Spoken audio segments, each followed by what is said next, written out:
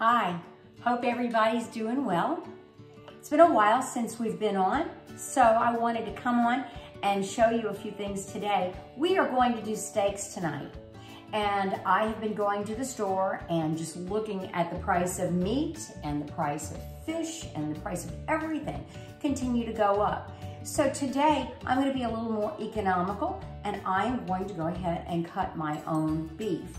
And I went out and got a nice tenderloin. Now this is a smaller tenderloin than what I usually get, but since we don't have a lot of company coming in right now because everybody's busy with the beginning of school, and Carly just had her wedding celebration or the anniversary celebration, then we are just having the two of us. So what I'm gonna do with this today is I am going to clean the silver skin off, trim it up, and then I am going to cut some steaks. I am also going to cut some beef to make Chinese food. We do a wonderful beef and broccoli, and I use pieces of this, the trimmings of this, to make that Chinese beef and broccoli. I also, down here where it gets a little dicey, I use that to do shish kebabs. And sometimes if I have enough of these end pieces without the fat, I'll cut those up and make a really, really good chili. But this meat is so nice and tender, then what I try to do is I try to maximize it for the dishes that need a tender beef. So what I'll do is I'm going to go ahead and clean this while we are off camera, and then I'm going to show you how we're going to season our tenderloins later on today.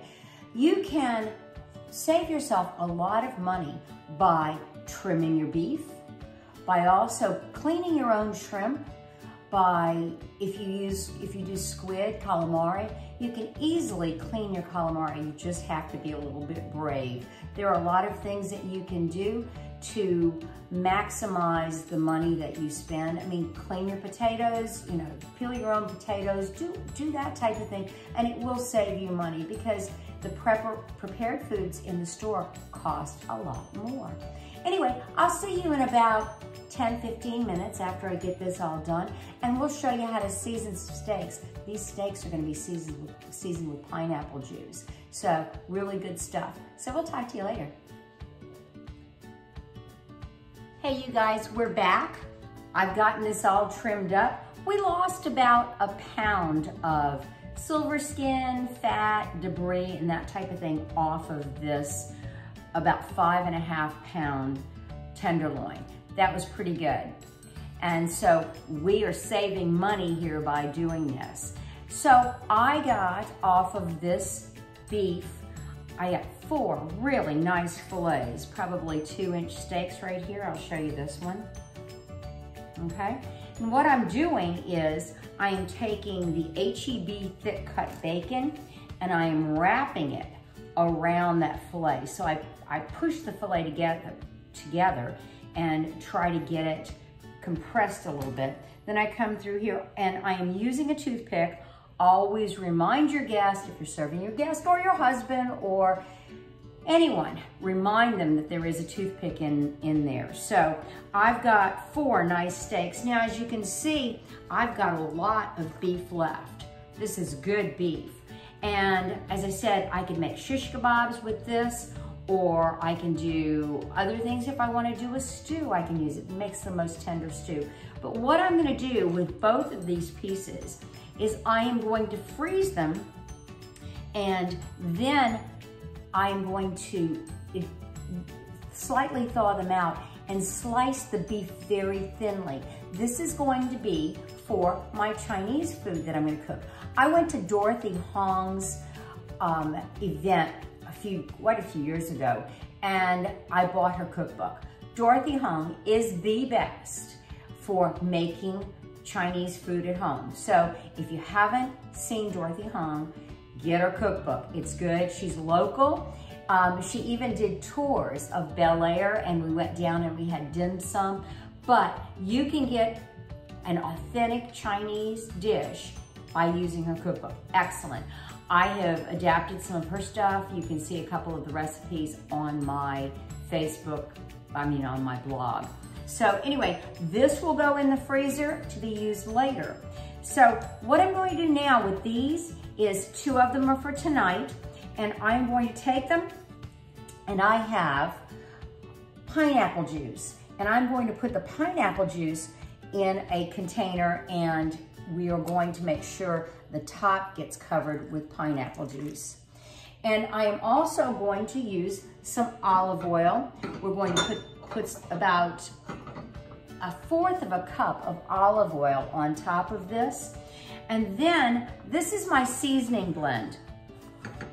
My seasoning blend, you can find the recipe in the food blog. So go on there and jump on. If you want me to make you some, holler. I'll send it to you and charge you for it. But here it is. And we're putting the seasoning blend on, and I'll put the olive oil in a minute. So I'll do it on one side, and then I'll do it on the other. Now, pineapple juice has acid, and what's going to happen is the pineapple juice is going to tenderize these steaks. So they will make them nice and give them a little bit of a flavor too. Want to make sure the steak is totally seasoned. We will probably reverse sear this, and you can find the technique for reverse searing in a great book. And I've talked about it before, but it's a smoking book, and you can find how to reverse sear, and it is phenomenal. So I'll probably do that tonight. But I've got these other 2, and they are ready to roll. So what I'm gonna do is put them in here in some pineapple juice, and I am going to freeze these for next time. So I'll have my steaks already cut, and they'll be marinating in this pineapple juice, and they will be ready to roll when I decide to thaw them out. Another thing that Mark and I have been doing, we've been cooking steaks from the frozen state. And I like my steak very rare, and Mark not as much, but we can get a better result by doing that. It's tricky, but you can find on many websites how to do it. There's, I think on my food blog, I have some information about how to do it. But anyway, if you have any questions, message me. You can contact me via my YouTube. You can contact me via my Facebook page, or you can just text me. So anyway, have a great day, and I'm looking forward to our steaks tonight. Catch you later.